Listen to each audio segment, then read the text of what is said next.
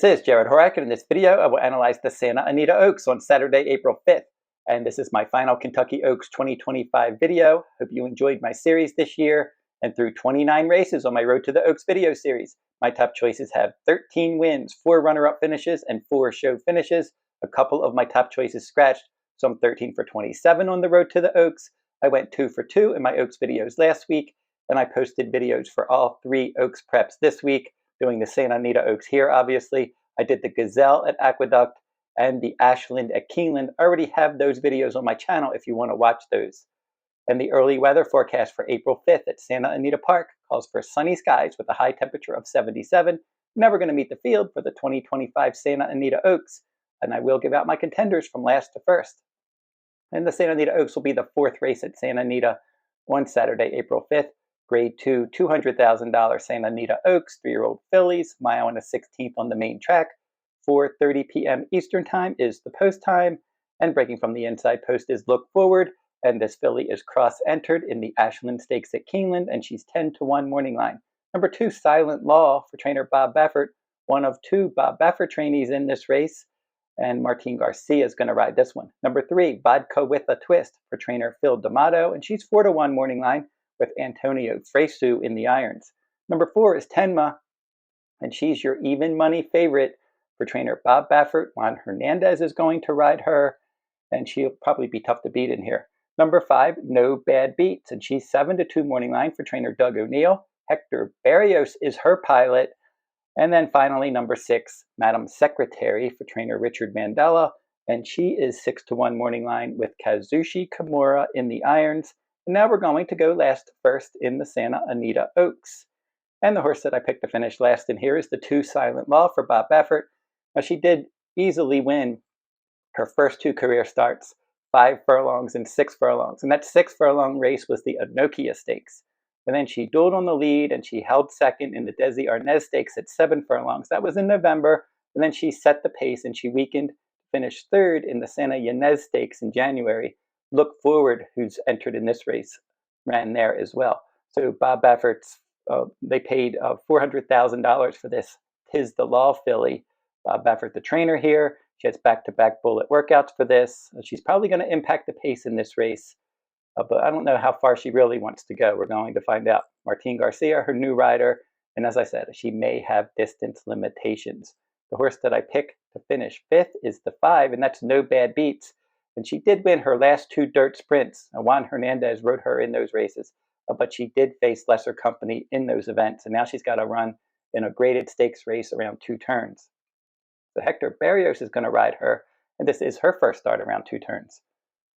Number 1, Look Forward, will be my 4th choice in here. And as I said earlier, she's cross-entered in the Grade 1 Ashland at Keeneland, and that race will now be run on April 7th. It was originally scheduled for April 4th. They moved that Ashland card to April 7th due to bad weather in the Keeneland area. And she dueled on the lead, and she broke her maiden by a length and a quarter, and that was in her dirt sprint debut. And then she stretched out in distance, and she battled on the pace, and she was second best behind Tenma, who's the favorite in this race, in the Grade 2 Starlet at a mile and a 16th.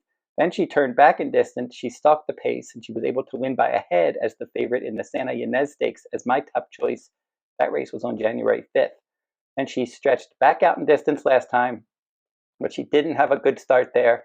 She wasn't able to get forwardly placed like she likes to, and she finished 7th in a 13-horse field in the Grade 3 Honeybee at Oaklawn on February 23rd. The top 2 finishers from that race both came back and won Grade 2 races in their next starts. So this one is 2 for 2 in sprint races, 0 for 2 in route races, and she did finish 2nd in that Starlet over a route of ground.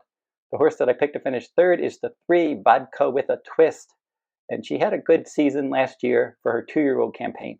Now, she did win the Debutante Stakes at Churchill Downs in June, and then she finished 2nd in the Grade 3 Sorrento, Grade 1 Del Mar Debutante, and Grade 1 Breeders' Cup Juvenile fillies.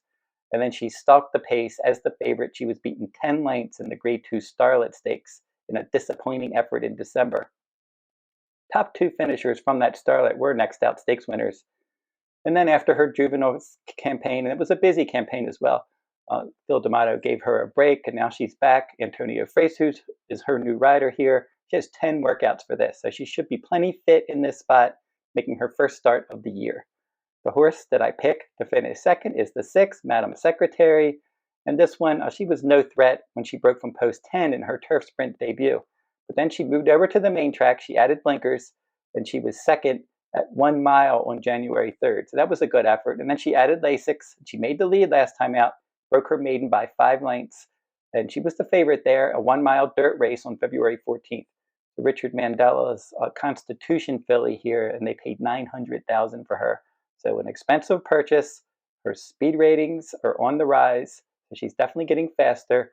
She does reunite with her pilot that rode her in her debut, Kazushi Kimura, and she has a 6 furlong bullet for this on March 26th. So I think that she's got a shot to run a decent race in here. My top choice, number 4, Tenma. She's going to be tough to beat. I said as the even money favorite.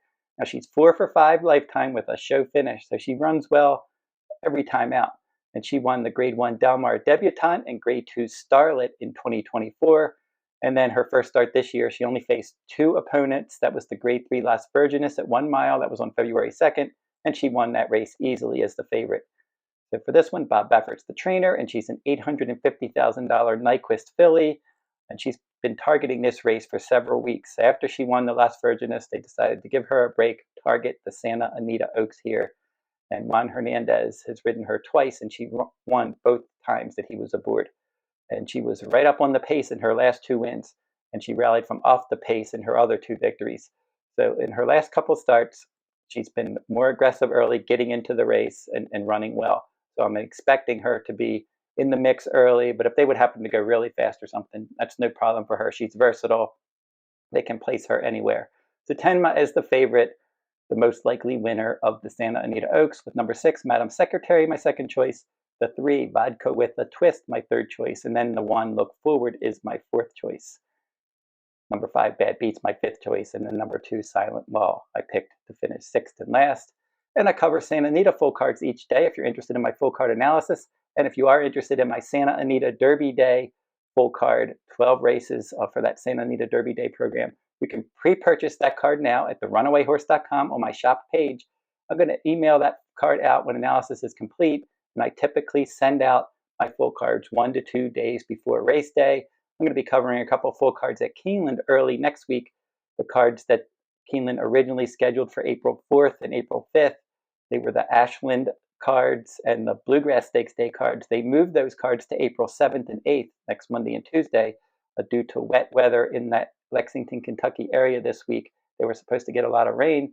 They moved those cards to early next week. And I will be covering the April 7th and 8th full cards at Keeneland at therunawayhorse.com. And I recently debuted a new product on my website, my Kentucky Derby Prep Race package. And if you get that package, you will receive my analysis and wagering strategies for all of the remaining Kentucky Derby points races, my weekly Derby reports, and my Kentucky Derby Day full card at Churchill on the first Saturday in May. I'm also doing a Kentucky Oaks Day full card in addition to my Triple Crown Series full cards that I do each year.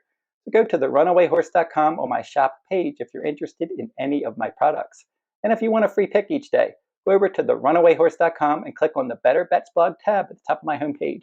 You can get a free pick from around the country each day.